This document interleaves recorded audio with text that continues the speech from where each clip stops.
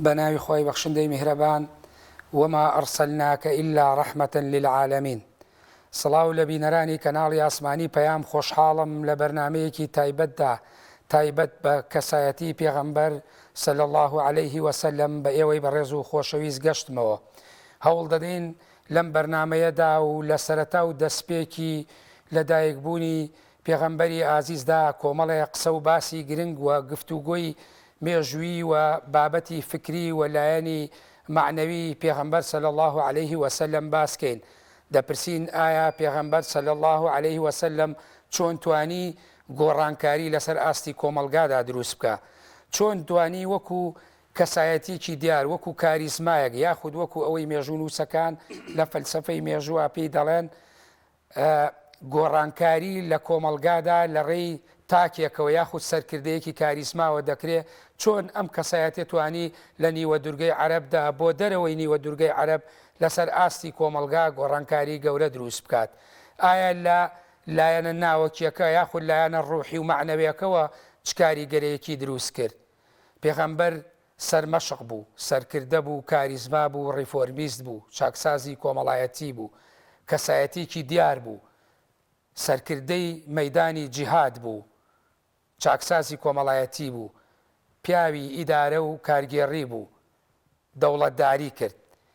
ئێمە هەوڵ دەدەین لەم بەرنمەیەدا قسە لەسەر ئەو باسانە بکەین بە میوانداری هەریەک لە بەڕێزان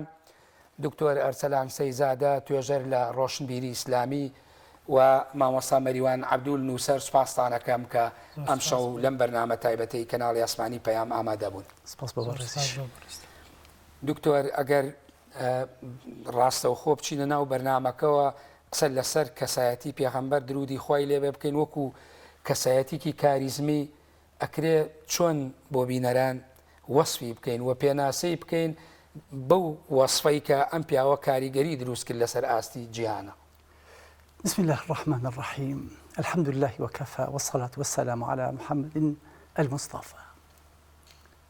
جاندري وصفه ما مصارم كشاعر كردبيتي بلغ العلا بكماله كشف الدجى بجماله حسنت جميع خصاله صلوا عليه وآله. اللهم صل على محمد وعلى آل محمد كما صليت على إبراهيم وعلى آل إبراهيم في العالمين إنك حميد مجيد. أقل بيتو إما قصر سر بيغمري خوابكين عليه الصلاة والسلام بر لها مشتي من أبي قصر سر أهوب كم باشا بو إما كناي بيغمر أبن مشركي بقيان معنادي بۆ نای پێغەمبەر ئەبن عەلەیهی سەڵات وەسەلام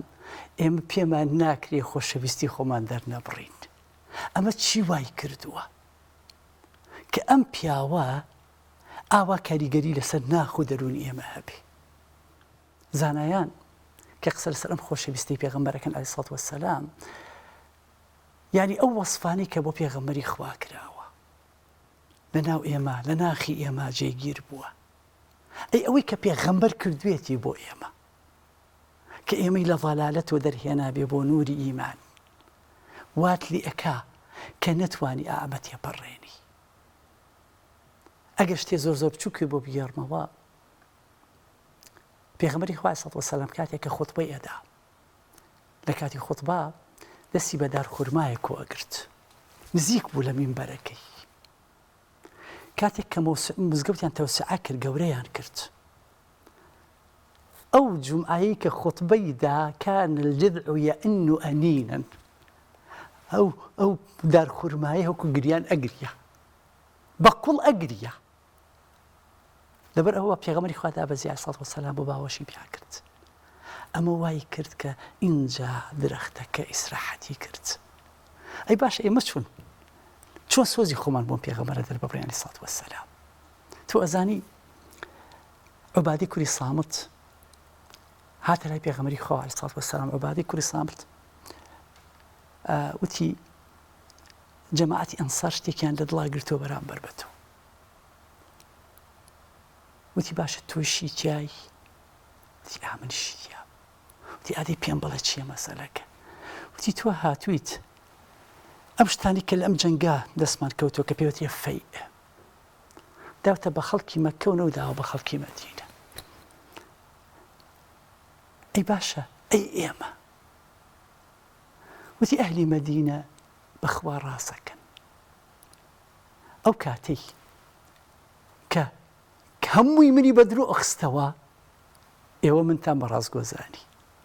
ئەو کاتی هەمووی دژایەتی منی ئەکرد ئێوە لایەنگیری منتان کرد ئەو کاتی کە منیان دەرکرد ئێوە جێی منتان کردەوە جا سەری ئەو خیتابە بکە جارێ وەسفیانە کە ئەوان گلەییان هەیە ئەوان ڕەخنەیان هەیە جارە بە وەسف دەسی پێ کردووە ئەم خوایی کە هیدایەتی ئێوەیدا لە ضەلالەت و ئێوەی هێنا ئیمان شەڕتان بوو شەو و ڕۆژ مەوەدەت و خۆشەویستی خستە لای ئێوەوە تو ئەو خوایە شەڕی ئەوە ئەکەن ئەهلی مەککە بە مانگا و بزن و چی چوونەتەوە بۆ مەککە ئەزان ئێوە کێتان لەگەڵایە محەممەدتان لەگەڵی عەلەیهی سەڵات وەسەلام لەو کاتە ئەڵێ خەڵکەکە ئەگریان ئەهلی ئەنسار ئەن ڕەضینا بیکە یا ڕەسوول الله ئێمە ڕازی بووین بە تۆ تو ئەو خوایە ئەگەر قسە لەسەر ئەم چیرۆکە بکەین لەباری خۆشەویستیا بیکەین جێ بێت و لە بواری تەواضوع بیکەین جێ بێتەوە لە بواری حکما باسیکەین جێ بێتەوە لە بواری لێبوردیا باسیکەی جێ بێتەوە یعنی لەکوێی دنیا هەبووە سەرکردەیەک خەڵک بێ ئەوەها قسەی لەسەر کا و ئەوش ئاوە بەڵامی بێ کاتێک کە قسە لەسەر کاریزما ئەکەین مامۆسای بەڕێز دکتۆر ئەرسلان حەزەکەی دێمە سەر کاریزما مەوەکو تعریفێ بوو سپاس ئەچمە لای مامۆستا مەریوان کەسایەتی پێغەمبەر صلی الله علیه وسلم چۆن کاریگەری دروست کرد لەسەر ئاستی کۆمەڵگا خۆت ئەزانی ئەوەی کە لە فەلسەفەی مێژووشدا پێوتێ زۆر جار قسە لەسەرەوە کرێ کە سەرکردە کاریگەری هەیە و ئەتوانێت ڕەوڕەوەی مێژوو بجوڵێنێ و ئەتوانێت لەسەر ئاستی کۆمەڵگا کاریگەری دروستکە و مەجرای مێژوو بگۆڕێت ئەم کەسایەتی ئەگەر گونجاو بێ بڵێن ئەم چۆن توانی گۆڕانکاری بکە لە شوێنێکی بچووکی وەکو نیمچە دورگەی عەرەبیەوە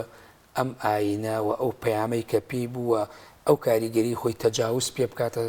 ئەو دیوی سنوورەکانی نیمچە دورگەی عەرەب بە ناوی خوای بەخشندەی میهرەبان درود بۆ سەر گیانی پاکی پێغەمبەر ئازیزمان خۆم بە خۆشحاڵە زانم لە بەرنامەیەکی ئاوایە لە یادێکی پیرۆزە کە یادی مانگی مەولودە بتوانین دانیشتنەکەمان و بەرنامەکەمان پیرۆزکەین بە ناوی پاکی پێغەمبەر درودی خوای لەسەر بێ لە ڕاستیە باسکردن لە کەسایەتی پێغەمبەر و ژیانی پێغەمبەر تۆزێک ئەمان وەستێنێ و تۆزێکیش ئەمان ترسێنێ لەوەی کە چۆن باسی بکەین چونکە بەڕاستی کەسایەتی پێغەمبەر درودی خوای لەسەر بێ لە ئاستێکی ئەوەندە باڵایە زەحمەتە ئێمە بتوانین وەسفی بکەین زەحمەتە بتوانین حەقی خۆی پێ بدەین بەڵام ئەوەندەی کە خۆمان دەرکمان کردووە و ئەوەندەی کە وەکو دکتۆری بەڕێز فەرمووی ئەو خۆشەویستیەمان لەمس کردووە کە هەمومان کاتێک کە ناوی پێغەمبەرێ درودی خوای لەسەر بێ خۆشیەک بە گیانمانایەت تەزویەک بە گیانمانایەت بەڕاستی لەم ڕوانگەیەوە ناچارین قسەی لەسەر بکەین ناچارین هەندێک باس بکەین وەک جەنابەت فەرمودوەک و کاریزمایە گیاوەک و پاڵەوانێک کە لە مێژووا دەرکەوتووە ڕاستە بۆ ئێمە وەک موسڵمان پێغەمبەر درودی خوای لەسەر بێ پێغەمبەرێکە لەو ڕوانگەوە ئێمە سەیریەکەین کە خوای گەورە بە تایبەتی بۆ خۆی دروست کردووە وەک چۆن خوای گەورە بە پێغەمبەر موسا فەرموێ وەستەنەعتوکە لنەفسی ئەمە بۆ پێغەمبەر موسا یەکێکە لە ئولو العەزم بەڵام لە ڕاستیە بۆ پێغەمبەر محەممەدیش هەمان شتە و بە زیاتریشەوە چونکە وەک مەولانە ئەفەرموێ نامە ئەحمەد جملە نامە ئەمبیاست چونکە سەد ئامەد نەڤەت هەم پیشی ماست ئەفەرموێ کاتە ئێمە ناوی پێغەمبەرە بین مهمەی پێغەمبەر گرنگی پێغەمبەر لەوەدایە کاتێک ناوی پێغەمبەر بین و باسی پێغەمبەرەکەین و تێڕامان و تێڕوانینمان هەیە بۆ پێغەمبەر وەک ئەوایە تێڕامان و تێڕوانیمان هەبێ بۆ هەموو پێغەمبەرەکانی پێشتر بۆیە مەولانە فەرمێ ناوی ئەو ناوی تێگڕای پێغەمبەرانە تەواوکەری تێگڕای پێغەمبەرانە فەڕ و بەرەکەتی ئەو فەڕ و بەرەکەتی تێگڕای پێغەمبەرانە کاتێک ئێمە ژمارە سەدمان و نەوەرتیش لای خۆمانە مەبەستی لەوەیەک مەولانە کاتێک ئێمە باسی پێغەمبەرەکەین ئەوە هەموو پێغەمبەرەکانی ڕابردوشمان لەلایە گرنگی مسلمانان یعنی ئەمە ڕەنگیاوەتەوە لە ژیانی مسلمانان تۆ تێبینی بکە زۆربەی زۆری خاوەن ئاینەکان مەبەستم زیاتر خاوەنە ئاینە ئاسمانیەکان و ئەوانەی کە ئەو پێغەمبەرانی لە قورئانە ناویان هاتوو هەمویان ئەڵێن پێغەمبەرەکەی ئێمە بەس ئێمە چۆن باسی پێغەمبەرەکەی خۆمانەکەین ئاواش باسی پێغەمبەرەکەی ئەوان ئەەکەین کەواتە ئەم جیاوازیەمان نەکردووە سەبارەت بە کاریزمایی و پێشەوایی پێغەمبەر بەڕاستی ئەوە ئاماژەمان بەوەیە وتمان ئێمە وەک پێغەمبەرێک وەکو مسلمان سەیریەکەین بەڵام هەندێک کەسایەتیمان هەن لە مێژووە کەوانە مسلمان نەبوون بەڵام سەرسوڕمانێکی سەیریان بەرامبەر بە ژیانی پێغەمبەر پیشانداوە لەوانە کەسایەتێکی سکۆتلەندیمان هەیە تۆماس کارلای کە کتێبێکیشی هەیە بە ناوی ئەلئەبطال یعنی پاڵەوانەکان کە لەم کتێبەیە بە چەند شێوازێک باس لە پاڵەوانەکە باس لە پاڵەوانەکە وەکو دەرکەوتنی پاڵەوان لە شێوازی خوددادا لە شێوازی نووسەرا لە شێوازی یەکی لەو دەرکەوتنانە باس لە چێکا پاڵەوان وەکو پێغەمبەر کە دەرەکەوێ کاتێککە باسی پاڵەوانەکە وەک پێغەمبەر خۆخۆی تۆماس کارلای مسلمان نییە ئەنی کەسێکی مسلمان نەبووە بەڵام باسی کێیەکە باسی کەسایەتی پێغەمبەرەکە لەو بەشەی کە تایبەتی کردووە بە پاڵەوان وەک پێغەمبەر باز لە کەسایەتی پێغەمبەرەکە جا لەویە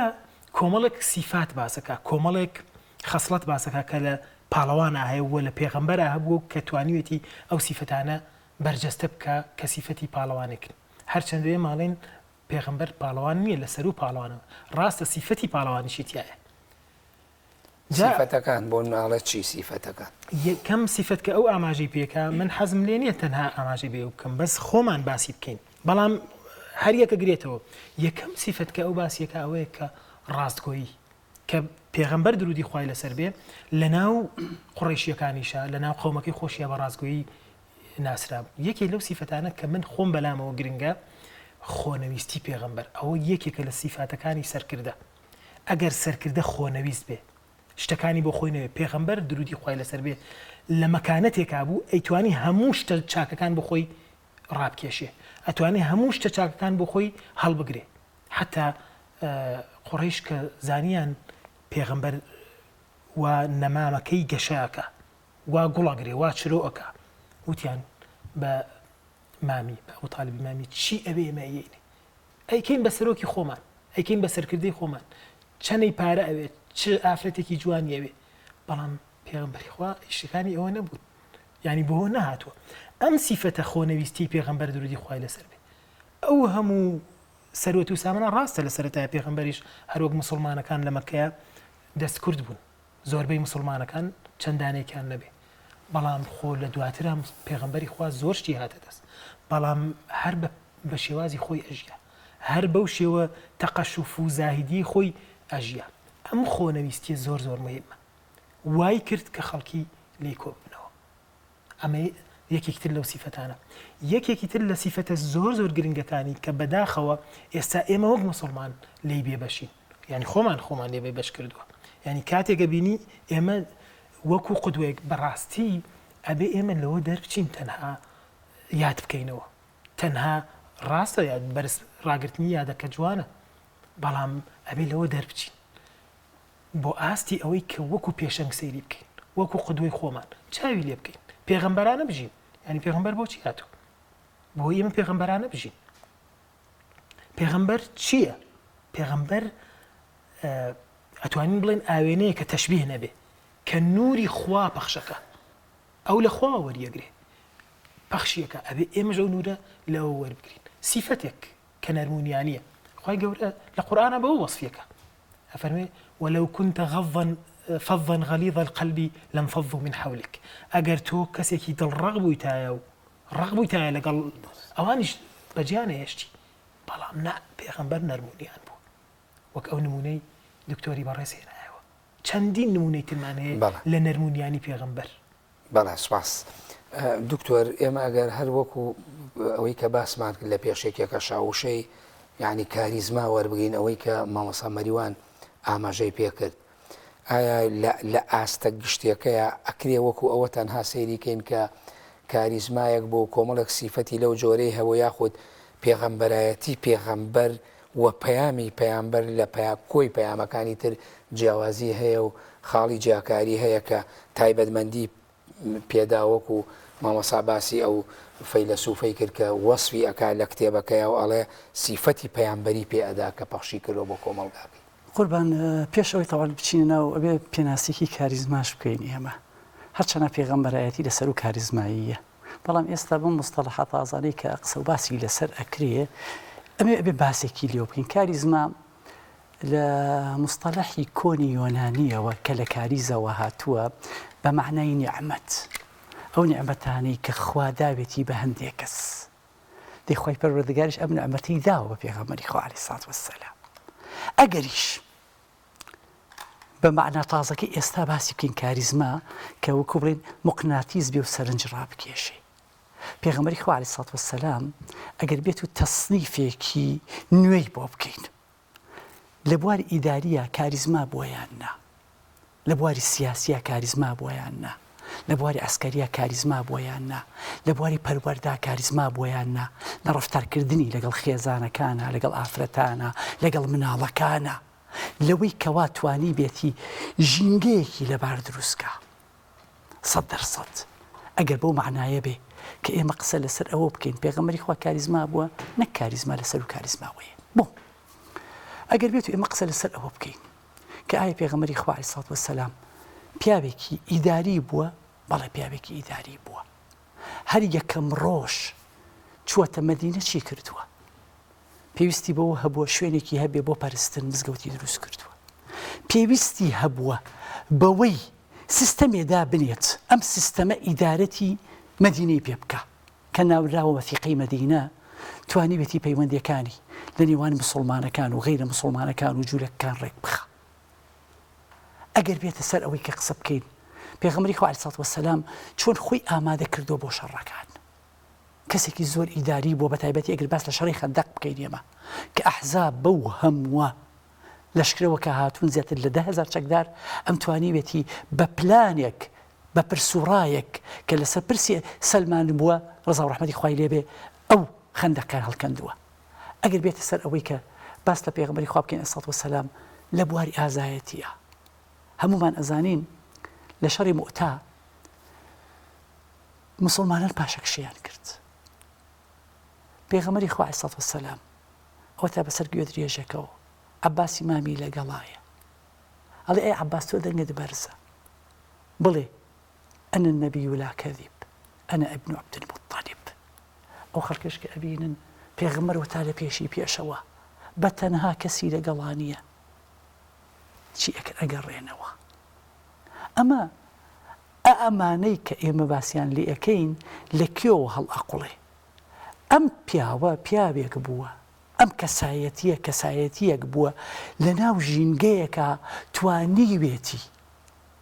ئەم پەیامە خواییە پێی ئاسوودەیی دەرونی پێ بەخشێ ئەوش بۆ ئێمە پەخش کردوێتەوە. ئەمە وای کردووە کە لە ماڵەدا نیشتووە لەگەڵ خێزانەکانیە وەکو عایشە ئەگەڕێتەوە ڕزا ڕەحمەتی خوای لێبێ کانە فی مهنەتی ئەهلی هەر ئیشێ لە ماڵا کرابێ پێغەمبەری خوا کردوێتی. چەند جوانە ئێمە ئێستا لە ماڵەکانی خۆمانە ئیش بکەین بۆ خێزانەکانمان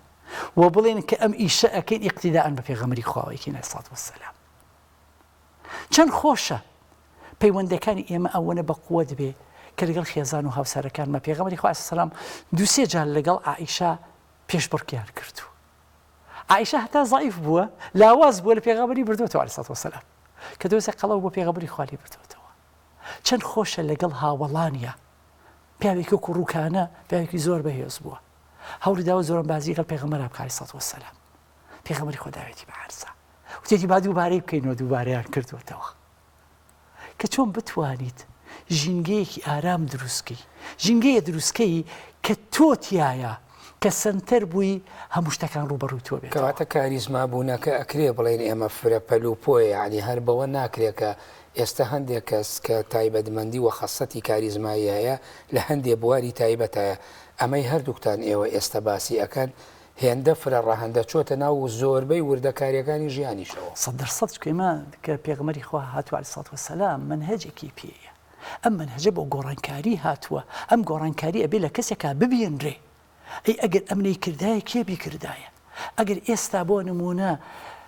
مانگی ڕەمەزان دێ و ئێمە بە ڕۆژوو ئەبین بڵین بەخوا قورسە و پێمان ناکرێ ئاخر کەسێ هەیە کردوێتی یاسایەک هەیە ئەڵێ هەر شتێ ئەگەر کەسێ کردی ئەگەری دووبارە بوونەوەی هەیە یعنی پێغەمبەری خوا عەلەیهی سەلام هاتووە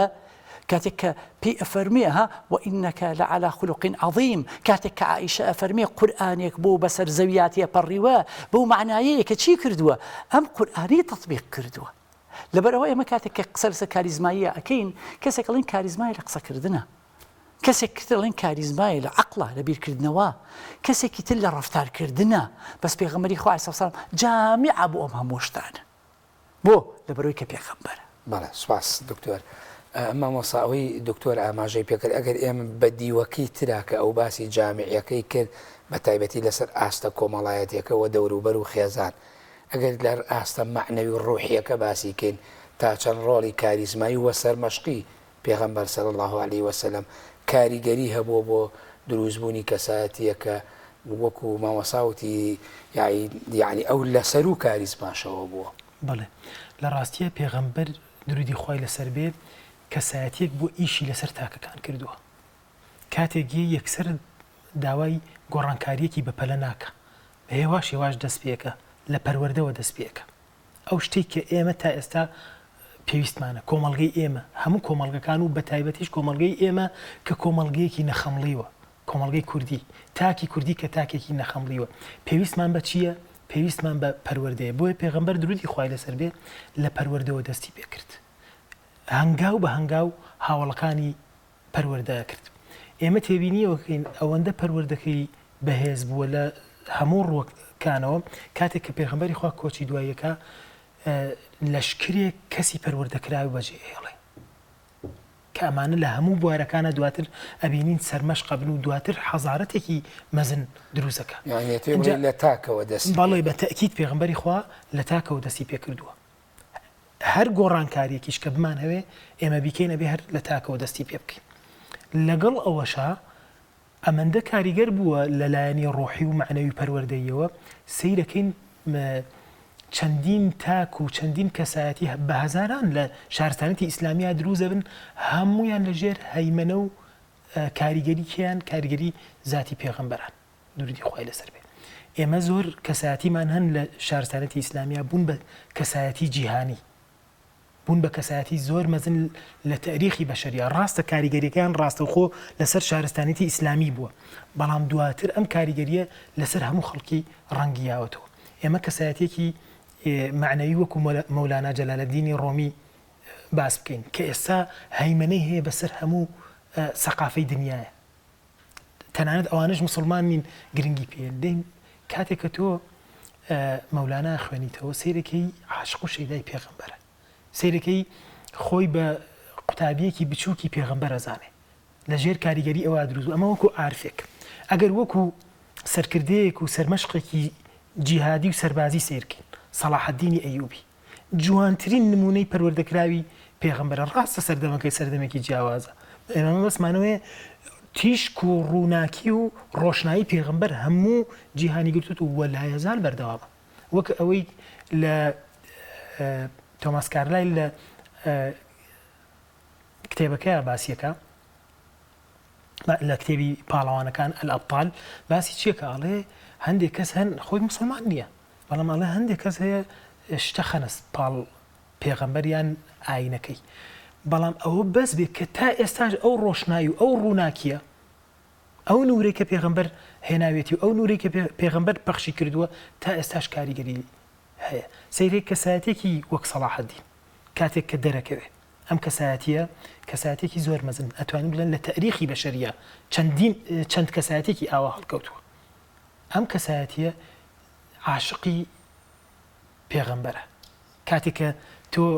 درودی خوای لەسەر بێ کاتێک کە تۆ ژیانی سەلاح الدینە خوێن تۆ سیرەکەی یەکێ لەو لایەنانی کە زۆر پێخۆش بووە فەرمودەکانی پێغەمبەر بوو گوێگرتن بووە لە ژیان نامی پێغەمبەر و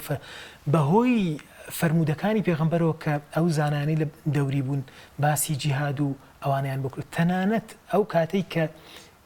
کۆچی دواییەکە ئەڵێ چی ئەڵێ خۆزگە عمرم ڕێگەی ینی پێش مردنی خۆزگە عمرم ڕێگەی پێ بدامایە ئەو ئاوەشم ببڕایە دەریای سپیناوە ڕاست و دەریایانم ببڕیایە بڕۆشمایە هەموو ئەوروپان بگرتایە.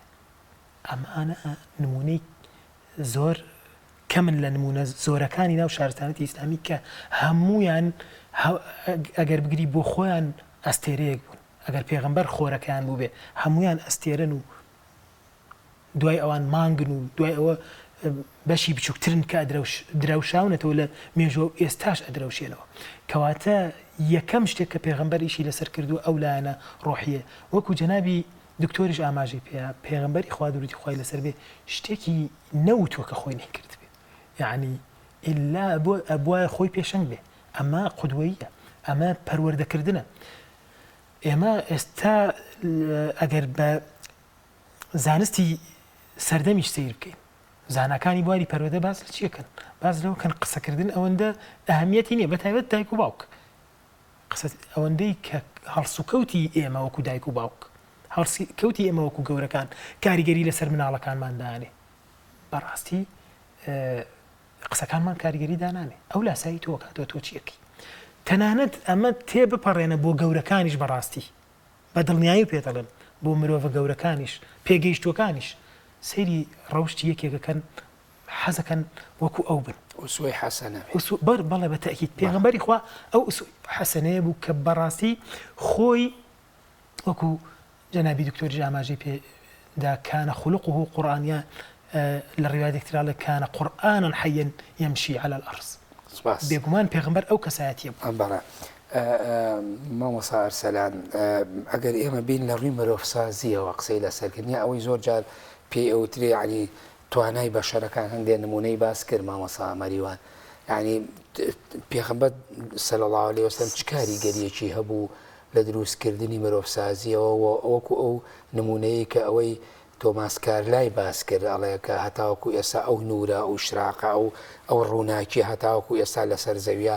بەردەوامە هەروەکو چۆن سەرەتا هاتووە. ئەگە سەرنجێبین لە قۆناغە پەروەردەیەکانی پێغەمبەری خوا عەلەیهی سەڵات وەسەلام و قیرائەی بۆ مرۆڤەکان و دیراسەی بۆ مرۆڤەکان و هەڵسەنگاندنی بۆیان ئەومان بۆ ئەسەلمێنێ هیچ کەسێک نەبووە و نابێ وەکو ئەوەی کە ئەم خەڵکی ناسی بێ. ئێمە زۆر کات خول ئەکەینەوە بۆ جۆری کەسایەتیەکان، کەسایەتەکانیان بۆ پۆلیانەکەین. بەڵام سیرکە لە سیری معەتەری پێغەمبەر عەلەیهی سەڵات وەسەلام چۆن توانیوێتی ئەو خەڵکە پۆلیان بکە. بە عایشە فەرمێ ولولا حداثة أهلك بالإسلام لهدمت الكعبة وبنيتها على أصلها التي بناها عليها إبراهيم عليه السلام. سي أو قراءك بو ميشكي أو خلقي كشوار دوريتي أقل لبر أو النبي يشتا أمانة لآين باش حالي نبون من كعبم أروخان دروس ما كردوها. أما قراءة بو مروفا كان، أما أو قراءة كبو نمونا كسك ديتا لاي بيغمري خواه عليه الصلاة والسلام. الله باشا باشترین عیبادەت چییە؟ بۆ نمونە دێت ئەی خوێنێتەوە ئەزانێکی پێڵێ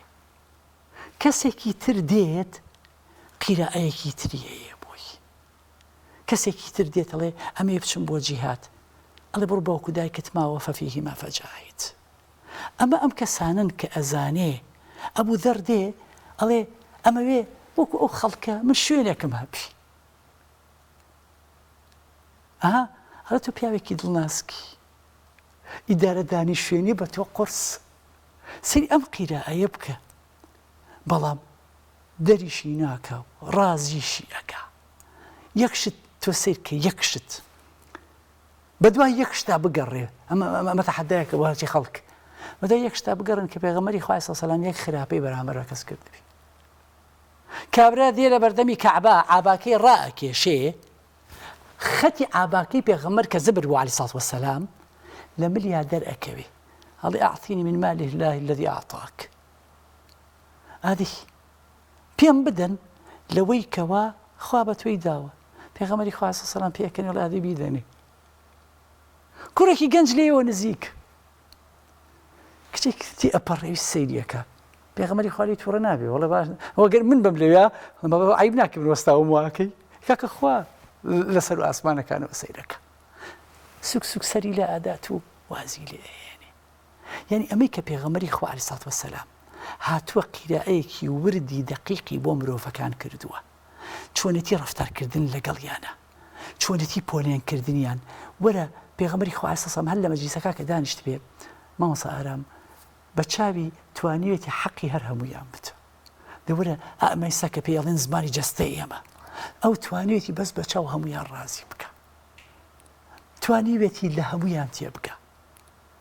توانیوێتی لەگەڵ هەموویانە پەیوەندی خۆش بکە نەهاتوە بڵێ تۆکی تو من کێم ئەو خاتوونەی کە مزگەوتی پاکە کردەوە دوای دوو-سێ ڕۆژ ئەحواڵی ئەپرسێ ئەو ژنە نابینم تیا وەڵی پێغەمبەری خوا مرد ئەی چۆن بە منتان نەوتووە تیا وەڵی ئەی پێغەمبەری خوا بە عەزەتی تۆ نەدەین ئێمە خۆمان نوێژمان لەسەر کرد و ڕۆشتی ناشتمان پێغەمبەری خوا دڵگران بوو خۆی چووی لەسەر قەبرەکەی نوێژەکەی کرد یعنی پێغەمبەری خوا عەلەیهی سەلام توانیوێتی پەیوەندیەکانی لەگەڵ هەموو کەسێکە ڕابگرێ ئەم پەیوەندیە وای کردووە کە کاتێک وەفاتەکە هەر پێش وەفاتەکەی کە پێغەمبەری خوا عەلەیهی سەلام لە خوتبە ئەفەرمێ عەبد خەیەڕەه الله خۆی پەروەردگار اختیاری داوە بە بەندەیەک ئایا لە دنیا بمێنێتەوە یان بچێتەوە بەلای خۆی پەروەردگار کەواتە ئەکرێ بڵێن بەر لەوەی پێغەمبەر درودی خوای لەبێ هەر وەک پێشتریش باستان کرد کە دەوڵەت بنیاد بنێە خۆی خۆتەزانی کە چووە مەدینە لە مزگەوتەوە دەستی پێکرد دواتر برایەتی دڵەکانی وابەستەی یەکتری کرد لە کۆچکردوەکان و پشتیوانەکان دواتر وەسیقەی مەدینەی دەرکرایی ئەمەی تۆ باسیەکەی ئەساسەکەی لێرەوە دەستی پێکرد کە مرۆڤ سازیەکەی دەستی پێکانی لایەنە سایکۆلۆژی و پەروەردەی واقعەکەی چۆرتی خوێندەوە جا نمونەی حەقیقی ئەمە باسکەین لە بەدرا کە هێرشەکان قورس ئەبوو لەسەر پێغەمبەری خوا عەلەیهی سەلام پێغەمبەری خوا دەستی بەرز کرد بوویەوە ئاباکەی سەرشانی ئەکەوت لەو کاتە ئەی فەرمووی یا ربی إن تهلك هذه العصابة فلن تعبد بعد اليوم ئەگەر ئام گروپە لە ناو بچێت کە من دروستم کردوون بنیادم ناون ئیتر کەس تۆ ناپەرستێ یعنی پێغەمبەری خوا هات عەلەیهی سەلام ئەمەش وای کرد قوربان ئەمە وای کرد تۆ سیر کە پێغەمبەرانی تر دوای ئەوەی کە خۆیان وەفات ئەکەن ئەگەڕێنەوە بەلای پەروەردگاری متعال دینەکە چی بەسەردێ بەس ئەم وای کرد کە دوای خۆی ئەبوو بەکری لەسەر پێوەست بێ وەکو شاخێک و بتوانی دیفاع لە دین بکە عومەرێک 10 ساڵی ڕێک خەلیفە بێ ئەمە وای کردووە خەڵکەکان بنیاد نراوە نەک ئەمەی کە ئێستا ئێمە ئەیبینین زۆر کات متعلق بین بە ئەشخاصەوە ئەوە تا ئەبوو بەکری وچی مامۆستا ئارام ئەگەر محەممەد بردبێ عەلەیهی سەلام فإن الله حي لا يموت پێغەمبەری خوا هات عەلاقەکەی پەیوەست نەکرد بە خۆیەوە عەلاقەکەی پەیوەست کرد بە خالیقەوە بەڵێ کەواتە ئەمە وەسا مەریوان ئەوە زۆر گرنگە دکتۆر ئەرسەلان ئاماژەی پێدا کەواتە گواستنەوەی ئەو ئەزمونەیە خودت ئەو بەردی بناغە تربەوی و پەروەردەیی کە داینا لە مەدینە وەکو لە دوعاکە یعنی خەمی ئەوەی بۆ کە ئەمانە بفەوتێ و ئومەتەکەی دوای خۆی بە ڕێگەکەیە نەچێن یاخود بە شێوەیەکی ئەو شێوازە پەروەردەیە دروست نەبێتەوە کە خۆی کردوێتی ئەمەش یەکێکی ترە توانین بڵێن لە ئەعجازە گەورەکان و ئەو نورەی کە جەنابەت پێشتریش باست کرد و تەنانەت ئەو فەیلسوفە ئاماژەی پێکرۆ هەتاوەکو ئێستا بەردەوامە ئەمە درێژکراوی واقعەیە لە دوای 1490 ساڵ لە ڕاستیە وەکو کاریگەریەکە ئێمە هەمومان ئاگداری ئەو کاریگەری نازانم ئەگەر مەبەستت ئەوە بێ ئایا بۆ ئێستا ئەو کاریگەری بەستم بەردەوامی ئەو شێوازە پەروەردەیە کە مامۆستا زۆر بە وردی لەسەری ڕاوەستا و تەنانە باسی ئەوەی کە حەقی هەموو کەسی ئەدا یعنی ئەم ئەزمونە گوازرایەوە بەردەوام بۆ هەتا یەکێک لە نهێنیەکانی یاخود لە ئەعجازە گەورەکانی مقاومەتی ئیسلام و پەیامی پێغەمبەری ئیسلام صلی الله علیه وسلم کە هێنای ئەمەیە کە هەتا ئێستا بەردەوامە بە بێگومان ئێمە ئەگەر بە وردی سێری شارستانێتی ئیسلامی بکەین سێرەکەی پێغەمبەری خوا درودی خوای لەسەر بێ پایەکانی شارستانێتێکی مەزنی دروست کردووە داناوە دامەزراندووە ڕەگی داکوتاوە ئەو پایانە بە زەویە تۆ سیر کە ئەم حەزارەتە وای لێت لە هەموو ڕوویەکەوە پێشەکەوێ پەیامەکان و پەروەردەی پێغەمبەر درودی خوای لەسەر بێ و پەیامەکانی کە یەک لایەن نەبووە چەند لایەنی جیاوازی گرتوتەوە تەنانەت لە ڕووی زانستیەوە وای کردووە وردە موسڵمانەکان زۆر پێش بکەون تەنانەت لە ئاستێکی شارستانیتی ئەو تۆدا بەداخەوە ئێستا ئێمە من لەوە تۆزێت تەڕەدودم هەبوو لە پرسیارەکە ئێستا ئێمە ئەو کاریگەریەمان زۆر لەسەر نەماوە لەبەر تەمەڵی خۆمان ڕۆحیەکە هەرماوە بەڵام کاریگەریەکە لەوان لەسەر نەماوە لەبەرەوەی کە وەکو قودوەیەکی باش سەیری پێغەمبەر ناکەین درودی خوای لەسەر بێ ئەگینا پێغەمبەری خوا درودی خوای لەسەر بێ حەزارەتێکی دروست کرد کەم حەزارەتە لە ڕووی ئینسانیەوە زۆر پێشکەوتوو بوو تەنانەت لانی ئاینی نەگرتبەوە بە تەنها لایانی زانستی گرتبەوە لە ڕووی کیمیا لە ڕووی فیزیا لە ڕووی پزیشکیەوە کەم حەزارەتە زۆر پێشکەوتوو بوو تەنانەت قیەمی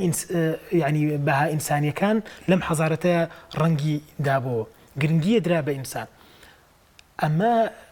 لەو ڕۆ بووە کە پێغەمبەر درودی خوای لەسەر بێ بە فرە ڕەهەندی سەیری مرۆڤەکانی کرد وەکو دکتۆریش ئاماژەی پێەیە هەر کەسێک بۆ شوێنی خۆی هەر کەسێک لە شوێنی خۆیە و پەیامەکانیش بەو ئاراستەیە بوون کە بتوانرێت چەندین کەسایەتی و تا ئێستاش ئەو کەسایەتیانە لە سەردەمی ئێمەشا هەن کە لە بواری جیاوازە پەروەردە ببن کە لە بواری جیاوازە دەربکەون ئەمە ژەگەڕێتەوە بۆ دووشت لە ڕاستیە بەشێکی ئەوەیە کە ئاینەکە توانای مانەوەی هەیە توانای وەرگرتن و هەڵگرتنی ئەم خەڵکەی هەیە بەدەر لەوەی کە ئێمە وەکو مسلمان ڕەنگە لەو ئاستەیان نەبوو بینی و زۆر جار ئاینەکەمان قەتیس کردبێ بەو پێوەرەی کە وامان داناوە کە تەنها بۆ سەردەمێک ئەم ئاینە بە کەڵگێ لە ڕاستیە منە خەڵکەکە ناڵێن بۆم سەردەمێک بە کەڵگێ بەڵام ڕەفتارەکانیان هەڵسوکەوتەکانیان لەگەڵ ئاین زیندوونەکردنەوەی ئاین نەبوونی نوێگەری لە ناو ئاینە وای کردووە کە وا لە ئاین بکرێت کە قەتیس بمێنێ لە سەردەمێکە سەردەمەکەی خۆی تێ نەپەڕێنێ کە لە ڕاستیە پێغەمبەری خوا و هاوڵانی پێغەمبەری خواوانە بوون نمونەیەکت بەمێ لەسەر ئەوە ئەم خاڵم بەلاوە گرنگە چونکە ئێمە ئێستا بڵیت و نەڵی مسلمانان لە دواکەوتنان مسلمانان لە پاشکۆیەتیان ئیتر ئەمە تۆ ناکری هەموو هۆکارەکەی بگەڕێنیتەوە بۆ دەرەوە بێگومانم لەوەی کە زۆربەی هۆکارەکەی خۆمانین ئەگەڕێتەوە بۆ خۆمان لە کاتێکا پێغەمبەری خوا درودی خوای لەسەر بێ و ئازان مەعازی کوڕی جەبەل نێرێ بۆ شوێنێک بۆ ئێمن کە بۆ لایانی بەڕێوەبردن و یارمەتیدانی ئەو خەڵکەی کە چی بکەن و تازە مسلمان بڵێ ماس ئەسیرکە ئەمە پێغەمبەری خوا پەروەردەی کردووە باشە تۆ چی بۆ یەمەن چۆن فەرمانڕەواییەکەی چۆن کێشەی ناو خەڵک چارەسەرەکەی ئەفەرمێ ئەگەڕێمەوە بۆ قورئان ئەگەر نەبوو ئەگەڕێمەوە بۆ سنەتەکانی تۆ ئەو کردوانەی لە تۆ شاوەتەوە ئەگەر نەبوو ئەجتەهیدو بڕەئی ئەمەیە مهم لێرەیە پێغەمبەری خوا کەسایەتی ئاوای دروست کردووە ئەڵێ بەڕەئی خۆم ئیجتیهاد دەکەم پێغەمبەری خوا ئاوا خەڵکی پەروەردە کرد بەڵام ئێستا ئێمە ئەڵێن ئیجتیهاد نابێ بمێنێ لە سەردەمێکی زوو لە شارستانەتی ئیسلامی ڕاستە کۆمەڵە زانامان هەبوو کۆمەڵە فەیلسوفی گەورەمان هەبوو ئەمانە هەر بەردەوام بوون و نەوەستاون و باوەڕیان وا بۆ ئیجتیهاد ناوەستێ خۆ کاتێک گەڵێن ئیجتیهاد مەبەستمانەوە نییە هەر کەسی هەڵسێ لە خۆی و قسە بکەن نە کەسی خۆی کەسی شایستە لە هەر بوارێکە جا خۆ مەرج نییە تەنها بواری شەریعە بێ ئێستا زانستەکان پێشکەوتون کاڵم ئێستا بەڕاستی هەر لە سەردەمی ئیسلامە زانستەکان پێشکەوتون هەر لە سەردەمی عەباسی ئەگەرێمە بگەڕێنەوە بۆم حەزارەتە گەورەی ئیسلام زانستەکان جیا کرابوونەوە زانستی جیاوازمان هەبووە علومی عەقلیمان هەبووە علومی نەقلیمان هەبووە علومی ئەزمونکاری زانستە ئەزمونکاریەکان یعنی ئەو زانستانی پێش بە ئەزمونە بەستن یعنی ئەو زانستانی کە لە تاقیگەیە جێبەجێکرێن لە سەردەمی ئیسلامە ئەوەندە گەشەی کرد و تەنانەت هەندێک لە لێکۆڵەرە ئەوروپیەکان باس لەوەکەن کە یۆنانیەکان ڕاستە عەقلی گەورە بوون ڕاستە لە ڕووی تیۆریەوە زۆر باسییان لە زانستەکان کرد بەڵام ئەو مسلمانەکان بوون زۆرێک لە زانستەکان کە یۆنانیەکانیش باسییان لێکردەوە بردیانە ناو تاقیگەوە و ئەزمونیان کردن و پێشیان خستن بەڵێکەواتە ئەوەی کە تۆ باسیەکەی و دکتۆریش پێشتر باسی کرد ئەوەی کە پێغەمبەر صلی الله عليه وسلم پیادەیە کرد و ئیشی لەسەر ئەکرد گوازرایەوە یعنی بۆ خۆی لەناو مرۆڤەکانە لەناو خودی ئینسانەکانە جێی بوویەوە بە تەکید بە بەردەوامیش ئەو نور و ڕووناکی هەیە بەس من لێرە بۆی حاڵەتی گەشتێک نەبێ من باسم لەوە کرد کە ئێمە کەمتر توانیوانە سوود لە ژیان ئەوە گرنگە ئێمە یعنی تەنانەت لە ڕووی نووسینەوە لەسەر سیرەی پێغەمبەر یعنی ئەبێ ئێمە ئەو شێوازە تەقلیدیە شتێ بپەڕێنین یعنی نەمان توانێت هەندێک هەوڵ هەندێک نووسەری زۆر باشن لە مسلمان و لە غیر مسلمانیش کە هەندێک لایانی ژیانی پێغەمبەر بۆ نمونە دکتۆر ئاماژەی شتێک کرد بەلایانی دەرونی پێغەمبەری خوا زۆر ئیشی لەسەرەوە بکە باوەڕت بێ ئەتوانی لێکۆڵینەوەی دەرونی بکەی لەسەر ژیانی پێغەمبەر کە چۆن کاریگەری هەبووە لەوەی مامەڵە بکا لەگەڵ ئینسانەکانە لەوەی کە ئینسانەکان نەشکێنێ لەوەی ئینسانەکان دروستکە تەنانەت ئینسانێک کە ویستوێتی کارێکی خراپکە پێغەمبەری خوا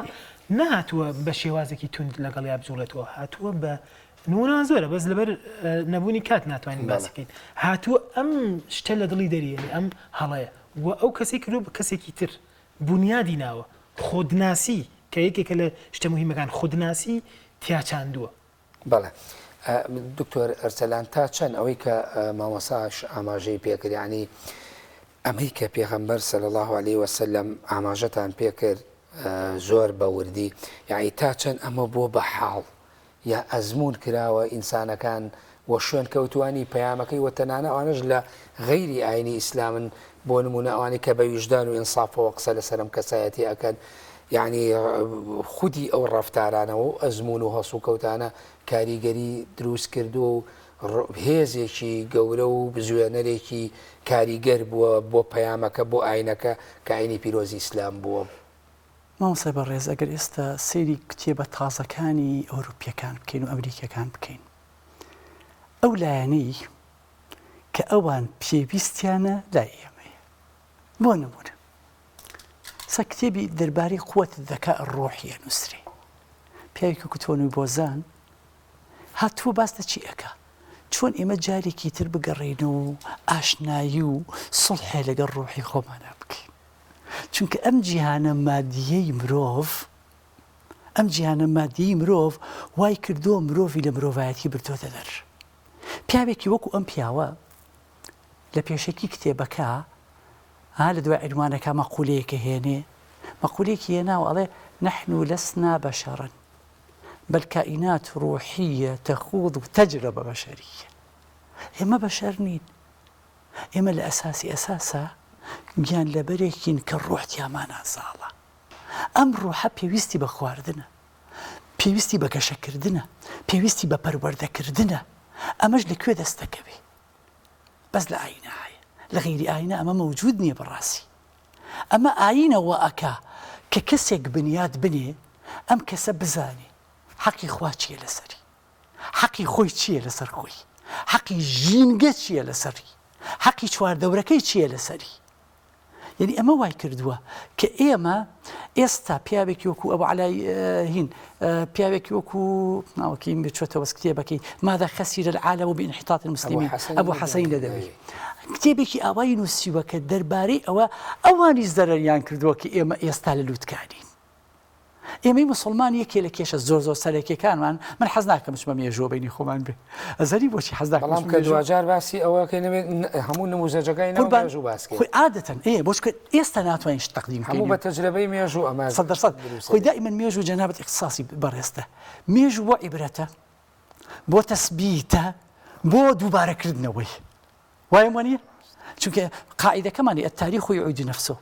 مێژوو خۆی دووبارە ئەکاتەوە بەڵام ئێمە بەم چاوە سەیری ناکەین ئێمە لە مەعرەزی شانازیە باسیەکەین کە شانازی بەشتەکانەوە ئەەکەین واقعی حاڵبان لە بیرە چێبینی خۆبان بێ لەبەر ئەوە زۆر گرنگە ئێمە جارێکی تر زۆر کات گرنگە ئەو سەرمەشقیە بۆ بینەران زیاتر باسکەی دکتۆر کە پێغەمبەر صلی الله علیه و سلم بۆ موسڵمان و شۆن کەوتووانی چۆن ئەو سەرمەشقیە یعنی لەبیر نەکەن قوربان ئێمە عادەتەن کە بانگی مەولود دێ و دوانزەی ڕەبیع الأول دێ ئیتر ئەکەوێتە بیرمان پێغەمبەری خوا عەلەیهی سەلام ساڵ لەدایک بوونیەتی بەس باوەڕم پێ ئەەکەیت حەقە هەموو ڕۆژێکی ئێمە مەولودیە بێ کە ئەم پیاوە ئێمەی دەرباز کرد خوا جوانترین وەصفی بۆ کردووە وانە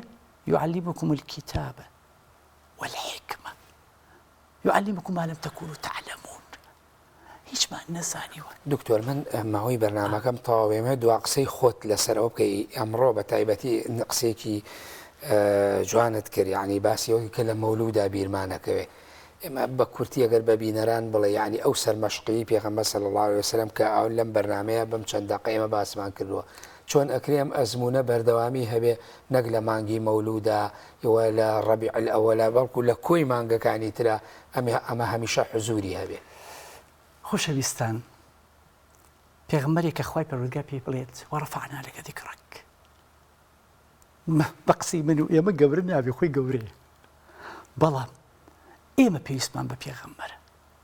ئێمە پێویستمان بە پێغەمبەر عەلەیهی سەڵاتو وەسەلام بۆی بزانین پەیوەندی خۆمان و خوا چۆن ڕابگرین. ئەمە لایەنی عیبادەتی. ئێمە پێویستمان بە پێغەمبەرە بۆی بزانین ڕەفتار لەگەڵ خەڵکا چۆن بکەین. ئێمە پێویستمان بە پێغەمبەر عەلەیهی سەڵاتو وەسەلام بزانین لەگەڵ ژینگا چۆن تەعامل بکەین، کە پێغەمبەری خوا فەرمووی عەلەیهی سەڵاتو وەسەلام ئەگەر قیامەت هاتبوو نەمابێت بەدەستەوە بیچێنە. ئێمە پێویستمان بە پێغەمبەرە بزانین لەگەڵ یار و نەیارە تەعامل بکەین. ئێمە پێویستمان بە پێغەمبەر عەلەیهی سەڵاتو وەسەلام بۆ ئەی بزانین چۆن بژین و چۆن ئاسوودەی